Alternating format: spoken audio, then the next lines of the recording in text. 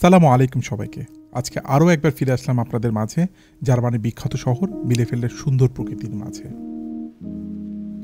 Drone ভিউতে দেখতে পাচ্ছেন চারপাশে সবুজ বন আর ছোট ছোট পাহাড়ি দৃশ্য, যা সত্যিই মনকে শান্ত করে দেয়।